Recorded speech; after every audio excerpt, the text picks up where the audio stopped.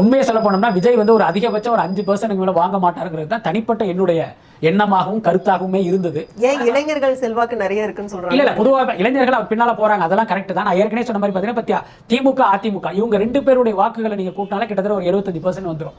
அதுக்கு மேல மற்ற கட்சிகளுடைய பர்சன்டேஜ் எல்லாம் கடிச்சோம்னா கிட்டத்தட்ட இவ்வளவுதான் வரும்னு நான் நினைச்சேன். ஆனா அதுக்கப்புறம் விஜய் அரசியலுக்கு வந்த பிறகு சில விஷயங்கள்லாம் நடந்தது. முக்கியமாக தமிழ்நாடு உளவுத்துறை ஒரு சர்வே பண்ணியிருக்காங்க. அதுல விஜய்க்கு வந்து ஒரு டபுள் டிஜிட்ல வாக்குகள் கிடைக்குங்கிற மாதிரி ஒரு ரிப்போர்ட் போயிருக்கு. அதுக்கப்புறமா தான் திமுகவே வந்து விஜய் வந்து ரொம்ப சீரியஸா பார்க்க ஆரம்பிச்சாங்க. அதுக்கு முன்னே உங்களுக்கு ஞாபகம் இருக்குன்னு நினைக்கிறேன், விஜய் பத்தி கேட்கறாங்க உதயநிதி கிட்ட, அவர் நான் சினிமா செய்தியெல்லாம் படிக்கிறது இல்லைன்னு சொன்னார்.